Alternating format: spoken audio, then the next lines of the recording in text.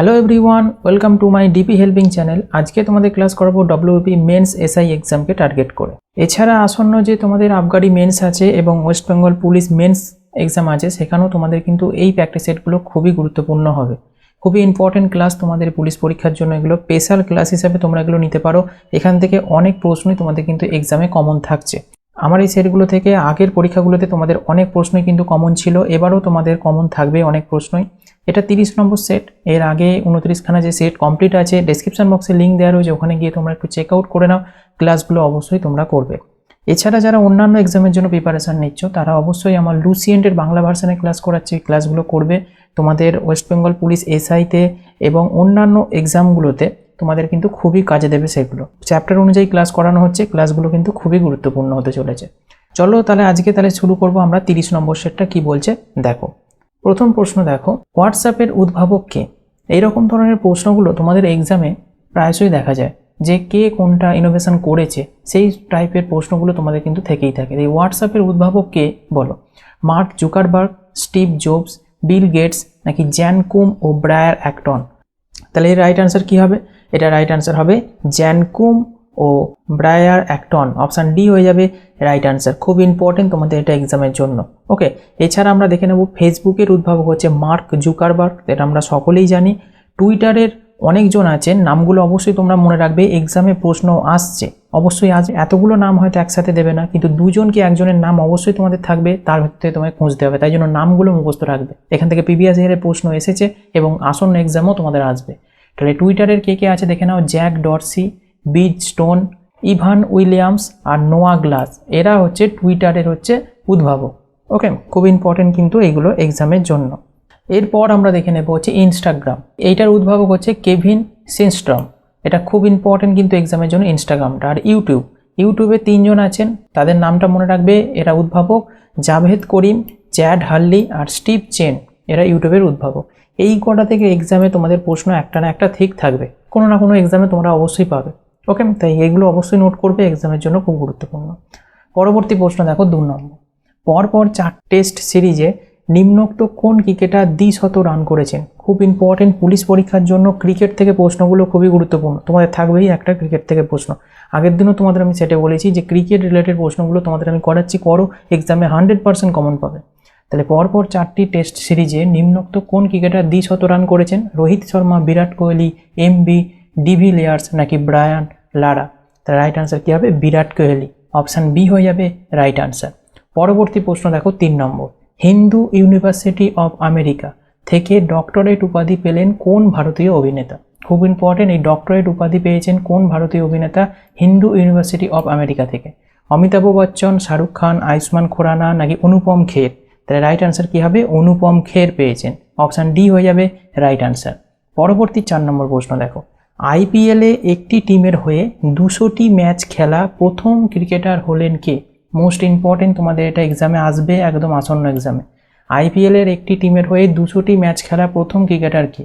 সুরেশ রায়না, রোহিত শর্মা, বিরাট কোহলি, নাকি MS Dhoni? Right answer হবে Virat Kohli. Option C হয়ে যাবে রাইট আনসার। পরবর্তী 5 নম্বর প্রশ্ন দেখো। সাহিত্য একাডেমি ফেলোশিপ 2021 অ্যাওয়ার্ড জিতলেন কোন বাঙালি লেখক? এটা এই কারণে ইম্পর্টেন্ট, বাঙালি লেখক হিসেবে জিতেছেন এটা, সাহিত্য একাডেমি ফেলোশিপ 2021 অ্যাওয়ার্ডটা। এক্সামের জন্য খুব ইম্পর্টেন্ট। এটা রাইট আনসার কী হবে বলো? শীর্ষেন্দু মুখোপাধ্যায়, নারায়ণ গঙ্গোপাধ্যায়, বুদ্ধদেব গুহ, নাকি বিনোদ কুমার শুক্লা? তাহলে এই অ্যাওয়ার্ডটা জিতেছেন শীর্ষেন্দু মুখোপাধ্যায়। অপশান এ হয়ে যাবে রাইট আনসার। পরবর্তী 6 নম্বর প্রশ্ন দেখো। ভারতের 70তম দাবার গ্র্যান্ডমাস্টার হলেন কে? প্রশ্নটা দেখে আনসার করবে। 70তম দাবা গ্র্যান্ডমাস্টার বলেছেন কে? আচ্ছা, রাজা ঋত্বিকটা 2বার প্রিন্ট হয়েছে, তো এটা রাইট আনসার কী হবে? রাজা ঋত্বিক। ওকে, ইনি 70তম দাবার গ্র্যান্ডমাস্টার হয়েছেন। ক্লিয়ার হলো বিষয়টা? খুব ইম্পর্টেন্ট প্রশ্ন কিন্তু এটা। পরবর্তী 7 নম্বর প্রশ্ন দেখো। আন্তর্জাতিক শান্তি দিবস পালন করা হয় কোন দিন? শান্তি দিবস, আন্তর্জাতিক শান্তি দিবস পালন করা হয় কোন দিন? 20 সেপ্টেম্বর, 19 সেপ্টেম্বর, 21 সেপ্টেম্বর, নাকি 22 সেপ্টেম্বর? রাইট আনসার হবে 21 সেপ্টেম্বর পালন করা হয় আন্তর্জাতিক শান্তি দিবস। অপশান সি হয়ে যাবে রাইট আনসার। পরবর্তী 8 নম্বর প্রশ্ন দেখো। ফুল ফর্ম থেকে প্রশ্ন, প্রত্যেক দিন তোমাদের আমি সেটে ফুল ফর্মগুলো করাচ্ছি, আজকেও সেটা তোমাদের আমি দিচ্ছি। GUI এর সম্পূর্ণ অর্থ কী বলো? অপশানগুলো দেখো। Genuine umpire impression, graphics of industry, general user interaction, graphical user interface. তাহলে GUI এর সম্পূর্ণ অর্থ কি হবে? Graphical user interface. Option D হয়ে যাবে রাইট অ্যান্সার। এটা GUI এর ফুল ফর্ম। খুব ইম্পর্টেন্ট কিন্তু এইগুলো এক্সামের জন্য। তোমাদের প্রত্যেক দিন আমি করাচ্ছি ফুল ফর্মগুলো, আগের ক্লাসগুলো দেখো, তোমরা সেখানে অবশ্যই অনেক কিছু ইনফরমেশান পেয়ে যাবে। চলো পরবর্তী প্রশ্নে চলে যাব 9 নম্বর। ভাগীরথী এবং অলকানন্দা নদীর সঙ্গমস্থল হলো কোনটি? রুদ্রপ্রয়াগ, ঋষিকেশ, হরিদ্বার নাকি দেবপ্রয়াগ? মোস্ট ইম্পর্টেন্ট একটা প্রশ্ন, এটা বারবার এক্সামে রিপিট হয়। ভাগীরথী এবং অলকানন্দা নদীর সঙ্গমস্থলকে বলে দেবপ্রয়াগ। পরবর্তী প্রশ্ন দেখো 10 নম্বর। ভারতের দ্বিতীয় পঞ্চবার্ষিকী পরিকল্পনাটি ছিল, এটা হাত্তা হয়ে গেছে, এটা মহাত্মা হবে, সরি এখানটা মহাত্মা হবে, এটা একটু স্পেলিং হয়েছে মহাত্মা। ওকে, মহাত্মা গান্ধীর দর্শন নির্ভর, মহালানবিস তথ্য নির্ভর, হ্যারড ও ডোমার তথ্য নির্ভর নাকি কোনোটি নয়? এটা প্রিভিয়াস ইয়ারে অলরেডি এক্সামে চলে এসেছে এই প্রশ্নটা, তাই খুব ইম্পর্টেন্ট। দ্বিতীয় পঞ্চবার্ষিকী পরিকল্পনাটি ছিল মহালানবিস তথ্য নির্ভর। অপশান বি হয়ে যাবে রাইট অ্যান্সার। আর দ্বিতীয় পঞ্চবার্ষিকী পরিকল্পনাটা হয়েছিল 1956 থেকে 1961 পর্যন্ত। ওকে, এখানে দেখো দিয়ে দিয়েছি আমি। দ্বিতীয় পঞ্চবার্ষিকী পরিকল্পনার জনক কাকে বলা হয়? প্রশান্ত চন্দ্র মহালানবিসকে। এখান থেকে প্রশ্ন কিন্তু বারবার আসে। ওকে, নামটাও কিন্তু মনে রাখবে, প্রশান্ত চন্দ্র মহালানবিস। ক্লিয়ার হলো বিষয়টা? চলো পরবর্তী প্রশ্নে আমরা চলে যাব 11 নম্বর। রাষ্ট্রপতিকে অপসারণ করার প্রস্তাব কোন সভায় উত্থাপিত করতে হয়? রাষ্ট্রপতিকে যে ইমপিচমেন্ট পদ্ধতি যেটা থাকে, না নিশ্চয়ই শুনেছো, তোমাদের আগের ক্লাস আমি করিয়েছি অনেকবার। রাষ্ট্রপতিকে যদি অপসারণ করা হয় বা ইমপিচমেন্ট করা হয়, সেই প্রস্তাবটা কোন সভায় উত্থাপিত করতে হবে? লোকসভায়, রাজ্যসভায়, লোকসভায় বা রাজ্যসভায় নাকি যৌথ অধিবেশনে? এটা রাইট অ্যান্সার কোনটা হবে বলো? খুব ইম্পর্টেন্ট প্রশ্ন কিন্তু এটা রাইট অ্যান্সার হবে অপশান সি, রাজ্যসভা অথবা লোকসভা, যে কোনো এক জায়গাতে তুমি হচ্ছে এই প্রস্তাবটা উত্থাপিত করতে পারো। তাহলে অপশান সি হয়ে যাবে রাইট অ্যান্সার। এটা কিন্তু মনে রাখবে। আর একটা জিনিস মনে রাখবে, এই যে রাজ্যসভা, এই রাজ্যসভার হচ্ছে সভাপতি কে থাকেন? পদাধিকার বলে উপরাষ্ট্রপতি। ওকে, আর লোকসভা যেটা, এই লোকসভার হচ্ছে সভাপতি কে থাকেন? স্পিকার, অর্থাৎ অধ্যক্ষ থাকে হচ্ছে লোকসভা হচ্ছে সভাপতি। এটা দুটো থেকে প্রশ্ন কিন্তু এসেই থাকে। আর কার্যকালের মেয়াদ কত লোকসভার? 5 বছর।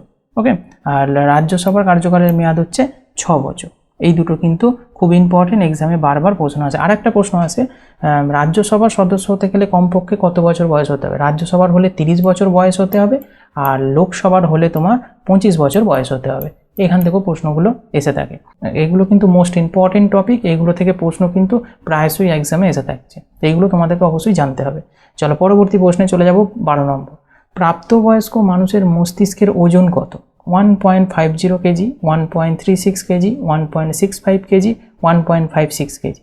তাহলে প্রাপ্তবয়স্ক মানুষদের মস্তিষ্কের ওজন কত হবে? এটা প্রিভিয়াস ইয়ারে অলরেডি প্রশ্নটা এসেছে, তাই খুবই ইম্পর্টেন্ট। এটা রাইট অ্যান্সার কি হবে? 1.36 কেজি। অপশান বি হয়ে যাবে রাইট অ্যান্সার। ওকে, চলো পরবর্তী প্রশ্নে চলে যাব 13 নম্বর। খুবই ইম্পর্টেন্ট, নৃত্যশৈলী থেকে একটা প্রশ্ন। ভাংড়া কোন রাজ্যের নৃত্যশৈলী? তোমাদের আগের দিনই বলছিলাম, লোকাল ডান্স ফর্ম যেগুলো আছে সেগুলো কিন্তু এক্সামে তোমাদের আসবে, তাই এইটাও একটা ইম্পর্টেন্ট প্রশ্ন। ভাংড়া কোন রাজ্যের নৃত্যশৈলী বলো?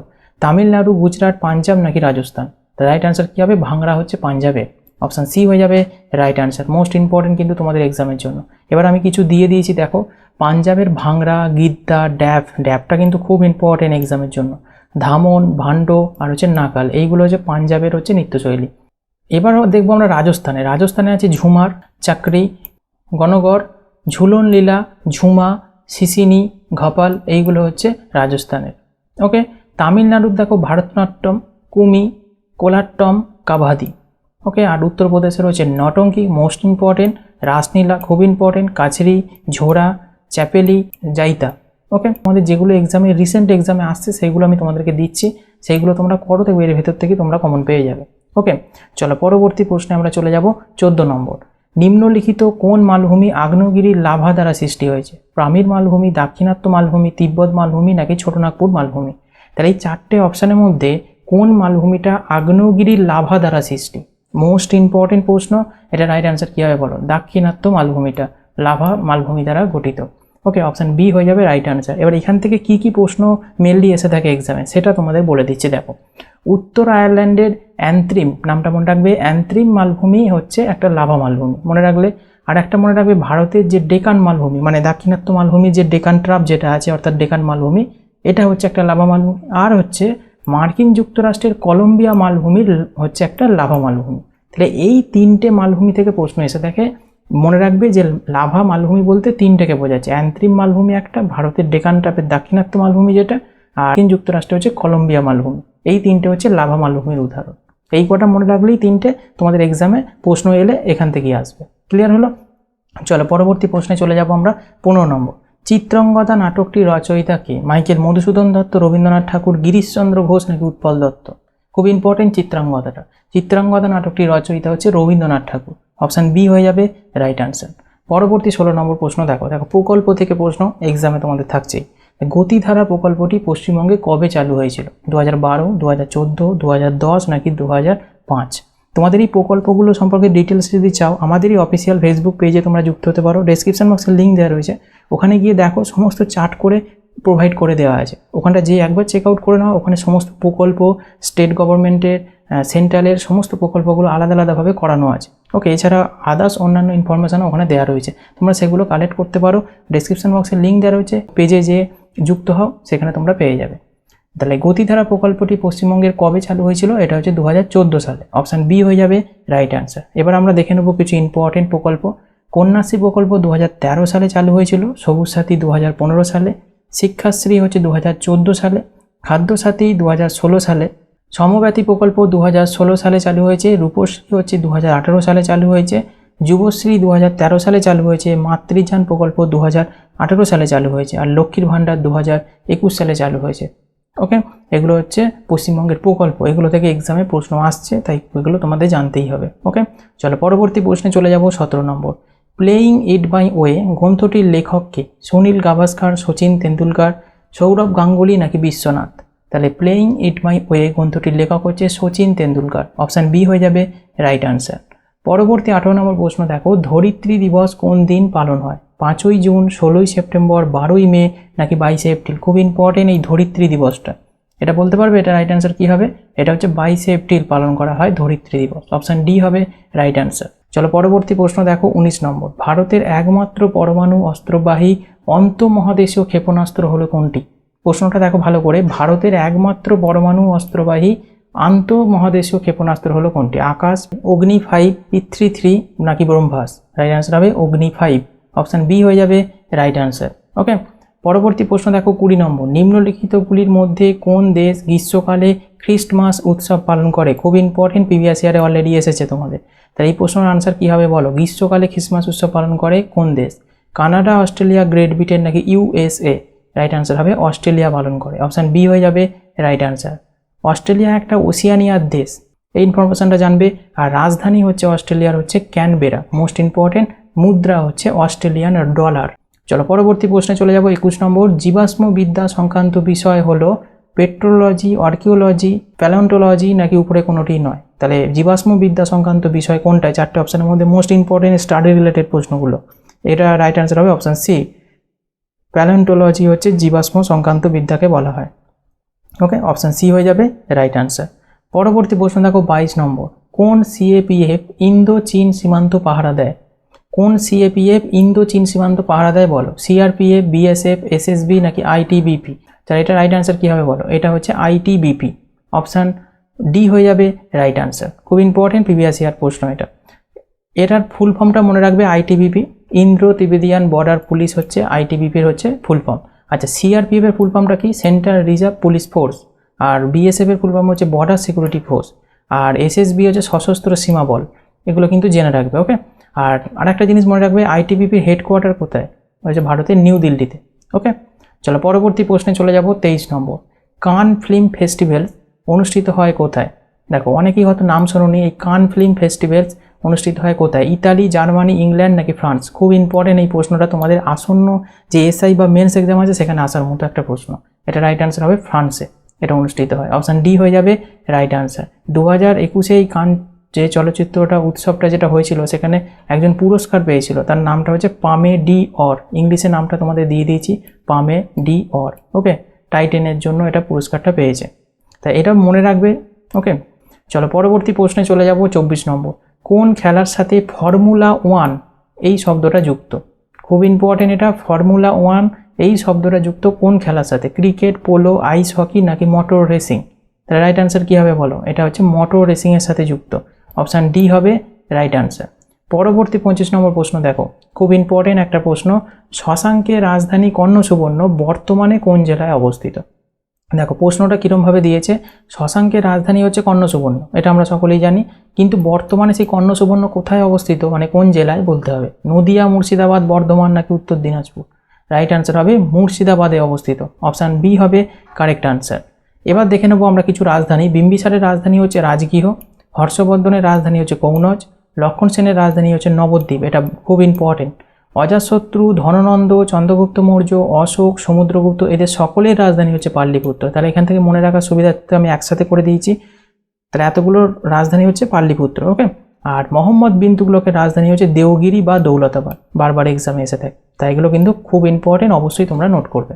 চলো পরবর্তী প্রশ্নে চলে যাব, 26 নম্বর। 2022 সালের কমনওয়েলথ গেম কোন শহরে অনুষ্ঠিত হবে? লন্ডন, ম্যানচেস্টার, বার্মিংহাম নাকি গ্লাসগো? তাহলে 2022 সালে কমনওয়েলথ গেম কোন শহরে অনুষ্ঠিত হবে? রাইট আনসার কী হবে বলো? খুব ইম্পর্টেন্ট আসন্ন এক্সামের জন্য, এটা হচ্ছে বার্মিংহামে, অপশান সি হয়ে যাবে রাইট আনসার। এবার এই প্রশ্নের আনসারটা অনেকেই হয়তো একটু কনফিউজ হয়ে যাবে, যে ডিটেলস যারা পড়েনি, এটা ইংল্যান্ড অনেকে পড়েছে, কিন্তু ইংল্যান্ডের কোথায়? বার্মিংহামে। এবার অপশানে দিয়েছিল বার্মিংহাম, তাই এখানে বার্মিংহাম কিন্তু করতে হবে। তাই এই রকম ধরনের প্রশ্নগুলো কিন্তু এক্সামে এসে থাকে, তাই প্রশ্নগুলো যখন পড়বে একটু ডিটেলসে পড়বে, কেন প্রশ্ন যেহেতু স্ট্যান্ডার্ড হচ্ছে, তাই তোমাদেরকে বারবার বলছি একটু স্ট্যান্ডার্ডে পড়বে, যাতে করে তোমাদের এক্সামে প্রশ্ন আনসারগুলো করতে সুবিধা হয়, ওকে। আর মোটোটা মনে রাখবে, এই 2022 কমনওয়েলথ গেমসের মোটোটা কি? গেমস ফর এভরিওয়ান, খুব ইম্পর্টেন্ট আসন্ন এক্সামের জন্য এটা, ওকে। চলো পরবর্তী প্রশ্নে চলে যাব, 27 নম্বর। নিচের কোনটির সর্বোচ্চ ভেদন ক্ষমতা রয়েছে? অতিবেগুনি বিকিরণের, রেডিও ওয়েভের, মাইক্রোওয়েভের নাকি গামা রশ্মির? তাহলে সর্বোচ্চ ভেদন ক্ষমতা রয়েছে কার? এটা নিশ্চয়ই সকলেই আনসার করা উচিত, খুব ইজি প্রশ্ন। এর আগেও তোমাদের প্রিলিমিনারি এক্সামের সময় সেটগুলোতে আমি করিয়েছিলাম। সর্বোচ্চ ভেদন ক্ষমতা রয়েছে গামা রশ্মির, অপশান ডি হয়ে যাবে রাইট আনসার। এবার আমরা একটু ইনফরমেশান দেখে নেব। মানবদেহে গামা রশ্মি হচ্ছে ক্যান্সার রোগ সৃষ্টি করে, অতিবেগুনি রশ্মিও ক্যান্সার রোগ সৃষ্টি করে, সেরকমই গামা রশ্মিও কিন্তু ক্যান্সার রোগ সৃষ্টি করে। আর একটা প্রশ্ন আসতে পারে যে গামা রশ্মিকে শোষণ করতে পারে কে? সীসা। সীসা হচ্ছে গামা রশ্মিকে শোষণ করে নিতে পারে, ওকে। আর একটা প্রশ্ন তোমাদের জানাবো, আলফা দ্রুতগতি সম্পন্ন একটা রশ্মি, আলফা রে যেটা আছে, এর ভেদন ক্ষমতা সবচেয়ে কম। যদি বলে ভেদন ক্ষমতা সবচেয়ে কম কার হবে? আলফা রের, ওকে। আর সবচেয়ে বেশি ভেদন ক্ষমতা হচ্ছে গামা রের, ওকে। বোঝা গেল? এগুলো কিন্তু ইম্পর্টেন্ট প্রশ্ন, এগুলো তোমাদেরকে জানতে হবে। পরবর্তী প্রশ্নে চলে যাব, 28 নম্বর। সাধারণ অবস্থায় যে অ্যাসিড গ্যাসীয় অবস্থায় থাকে, খুব ইম্পর্টেন্ট, সাধারণ অবস্থায় যে অ্যাসিড গ্যাসীয় অবস্থায় থাকে সেটা কোনটা? Hydrochloric acid, sulphuric acid, nitric acid নাকি অ্যামিনো অ্যাসিড? তাহলে রাইট আনসার কী হবে? সাধারণ অবস্থায় যে অ্যাসিড গ্যাসীয় অবস্থায় থাকে সেটা হচ্ছে hydrochloric acid, okay. Option A হয়ে যাবে রাইট আনসার। ক্লিয়ার হলো? খুব ইম্পর্টেন্ট প্রশ্ন কিন্তু এটা। দেখো আর একটা জিনিস তোমাদের মনে রাখবে, অয়েল অফ ভিট্রিয়ল বা রসায়নের রাজা কোন অ্যাসিডকে বলা হয়? সালফিউরিক অ্যাসিডকে, H2SO4। এটাও কিন্তু এক্সামের জন্য খুব গুরুত্বপূর্ণ প্রশ্ন একটা। অয়েল অফ ভিট্রিয়লের আর এক নাম কি? এইভাবে অনেক প্রশ্ন কিন্তু এক্সামে এসে থাকে। এটা হচ্ছে H2SO4কে, অর্থাৎ সালফিউরিক অ্যাসিডকে বলা হয়ে থাকে। ক্লিয়ার হলো বিষয়টা? পরবর্তী প্রশ্নে চলে যাব, 29 নম্বর। কঙ্কাবতী উপন্যাসটি কার রচনা? খুব ইম্পর্টেন্ট, তোমাদের প্রত্যেকটা সেটে করাচ্ছি উপন্যাসগুলো, পুলিশ পরীক্ষায় থাকবেই। কঙ্কাবতী উপন্যাস হচ্ছে কার লেখা বলো? এটা হচ্ছে তৈলকানাথ মুখোপাধ্যায়, অপশান ডি হয়ে যাবে রাইট আনসার, ওকে। পরবর্তী প্রশ্ন দেখো, 30 নম্বর। পৃথিবীর সর্বোচ্চ আগ্নেয়গিরি কোনটি? তোমাদের বলেছি যে স্ট্র্যাটেজিকের মধ্যে সর্বোচ্চ হচ্ছে কোনটা, বৃহত্তম কোনটা, সবচেয়ে প্রথম কোনগুলো হয়েছে, সেগুলো থেকে প্রশ্ন কিন্তু থেকেই থাকে, তাই এটাও কিন্তু ইম্পর্টেন্ট। পৃথিবীর সর্বোচ্চ আগ্নেয়গিরি কোনটা? মাউন্ট মৌলালোয়া হাওয়াই দ্বীপপুঞ্জ, মাউন্ট ফুজিয়ামা জাপানে, যে ভিসুবিয়াস ইতালি, আর নোভাডোস ওজোস ডেল সালাডো আর্জেন্টিনা। তাহলে বলো এটা রাইট আনসার কী হবে? পৃথিবীর সর্বোচ্চ আগ্নেয়গিরি, খুব ইম্পর্টেন্ট প্রশ্ন এটা। পৃথিবীর সর্বোচ্চ আগ্নেয়গিরি কোনটা হবে? রাইট আনসার বলো। এটা রাইট আনসার হবে অপশান ডি এ যেটা আছে, খুব ইম্পর্টেন্ট প্রশ্ন কিন্তু এটা, যেটা আর্জেন্টিনাতে অবস্থিত, নোভাডোস ওজোস ডেল সালাডো, এটা হচ্ছে পৃথিবীর সর্বোচ্চ আগ্নেয়গিরি। ক্লিয়ার হলো? চলো পরবর্তী প্রশ্নগুলো দেখো। ভারতীয় সংবিধানের 16 নম্বর ধারায় কী বর্ণিত আছে? তোমাদের আমি বলেছি যে একদম 1 থেকে একদম 35 নম্বর ধারা পর্যন্ত মুখস্থ রাখবে। ওয়েস্ট বেঙ্গল পুলিশে যদি পরীক্ষা দাও তাহলে এই কটা ধারা যদি মুখস্থ করো, তোমাদের কিন্তু 90% প্রশ্ন এখান থেকেই হয়ে যায়, হয়েছে। এছাড়া কিছু ইম্পর্টেন্ট রয়েছে, সেই ধারাগুলো তোমাদের আমি করিয়েছি আগের ক্লাসে, সেগুলো তো অবশ্যই তোমরা দেখবে, কিন্তু 1 থেকে 35 একদম মনে রাখবে হুবহু, ওকে। তাহলে ভারতীয় সংবিধানের 16 নম্বর ধারায় কী বর্ণিত আছে বলো? আইনের চোখে সমতা ও সমান সুরক্ষা নাকি অস্পৃশ্যতা বিলুপ্তি, সরকারি চাকরির ক্ষেত্রে সমান সুযোগ নাকি ধর্ম, জাতি, বর্ণের ভিত্তিতে সামাজিক বৈষম্য বন্ধ করা। তাহলে এই 4টে অপশনের মধ্যে 16 নম্বর ধারায় কি বর্ণিত আছে? রাইট অ্যান্সার হবে সরকারি চাকরির ক্ষেত্রে সবার সমান সুযোগ থাকবে, এইটা হচ্ছে 16 নম্বর ধারায় বর্ণনা করা আছে। ক্লিয়ার হলো বিষয়টা? খুব ইম্পর্টেন্ট কিন্তু। পরবর্তী প্রশ্ন দেখো 32 নম্বর, মানুষের শ্রুতিগ্রাহ্য শব্দের মাত্রা কত? খুব ইম্পর্টেন্ট, আগেও তোমাদের করিয়েছি। শ্রুতিগ্রাহ্য শব্দের মাত্রা কত বলো?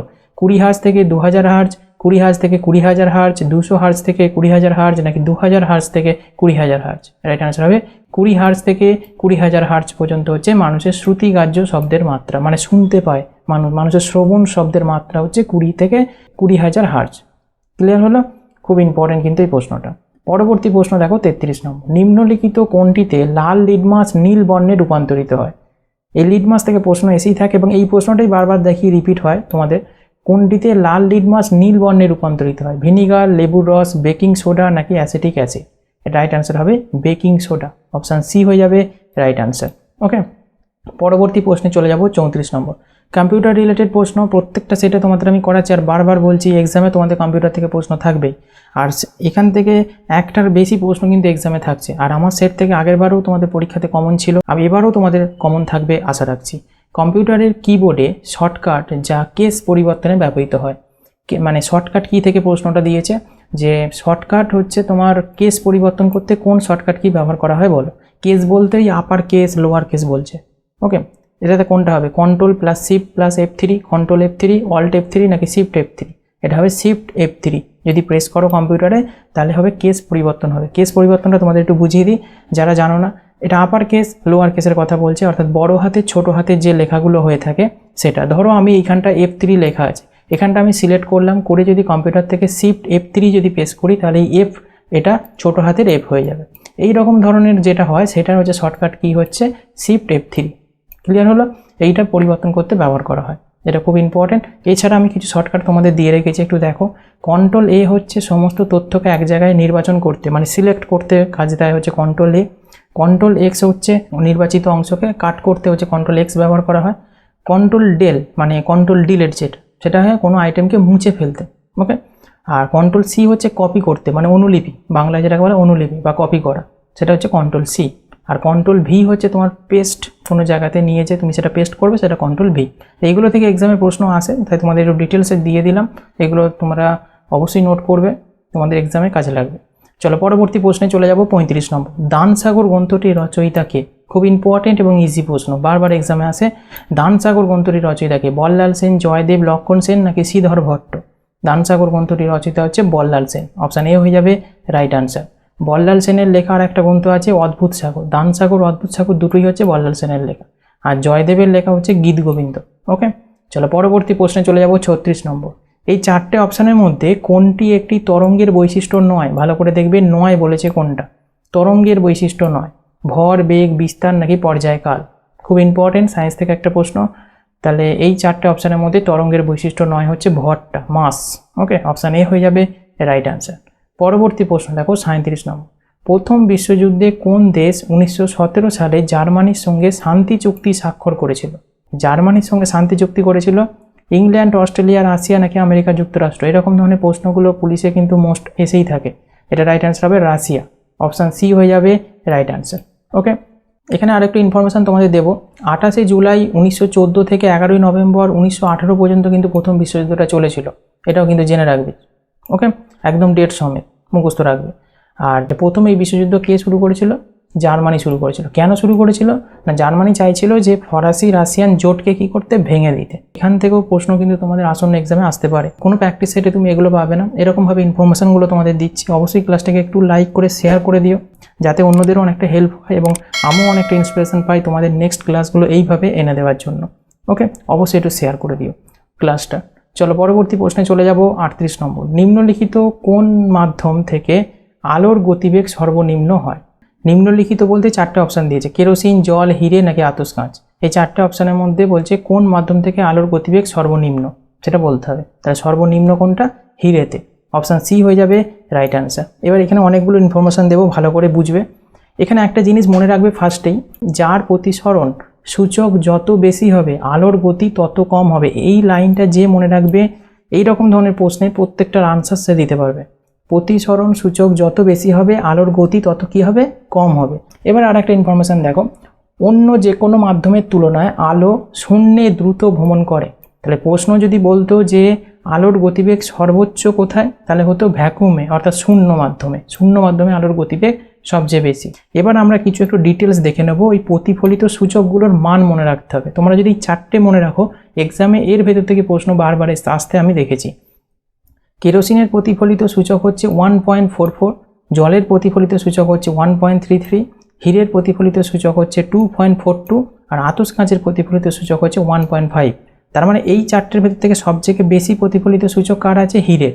তার মানে যার প্রতিফলক সূচক বেশি হবে তাহলে আলোর গতি তাহলে তত কম হবে, তাহলে আলোর গতিবেগ সর্বনিম্ন কার হলো, হীরের।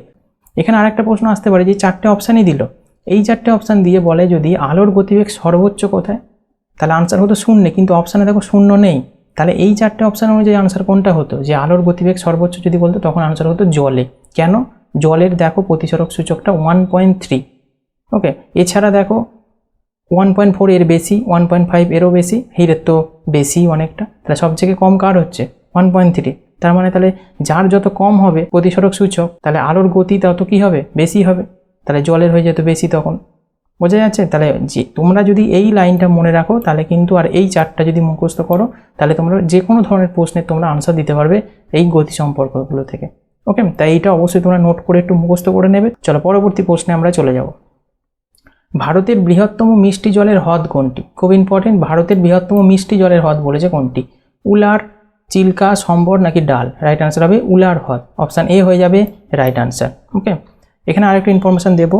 উলার হ্রদ ভারতের বৃহত্তম হ্রদ। এটি এশিয়ার বৃহত্তম মিঠা জলের হ্রদগুলোর মধ্যে একটা হচ্ছে এই উলার হ্রদটা। এটি জম্মু কাশ্মীর রাজ্যের বান্দিপোরা জেলায় অবস্থিত। ওকে, আর একটা জিনিস মনে রাখবে, চিল্কা হ্রদ হলো ভারতের বৃহত্তম লোনা জলের হ্রদ। এখান থেকেও প্রশ্ন আছে। পরবর্তী প্রশ্নে চলে যাব 40 নম্বর। ভারত কোন দেশ থেকে রাফায়েল বিমান কিনেছে? তাহলে রাফায়েল বিমানটা ভারত কোন দেশ থেকে কিনেছে বলো? যুক্তরাষ্ট্র, ইতালি, ফ্রান্স নাকি সুইজারল্যান্ড? তাহলে রাইট আনসার হবে ফ্রান্স থেকে কিনেছে। ওকে, অপশান সি হয়ে যাবে রাইট আনসার। খুব ইম্পর্টেন্ট প্রশ্ন কিন্তু এটা। আর এর সর্বোচ্চ গতিটা মনে রাখবে রাফায়েল বিমানের 1912 কিলোমিটার পার ঘন্টা। ওকে, আর এই প্রস্তুতকারককে ডাসল্ট এভিয়েশন, ইনি হচ্ছে প্রস্তুতকারক এই রাফায়েল বিমানের। ওকে, তাহলে আজকে 40টা প্রশ্ন তোমাদের কেমন লাগলো অবশ্যই জানাবে। ভালো লাগলে একটা লাইক করবে আর শেয়ার করতে অবশ্যই ভুলবে না। যারা চ্যানেলে নতুন অবশ্যই চ্যানেলটিকে সাবস্ক্রাইব করে রাখবে নেক্সট ক্লাস পাওয়ার জন্য, আর নোটিফিকেশন বেলটি অবশ্যই অন করে রাখবে সবার আগে নোটিফিকেশান পেতে। Thank you.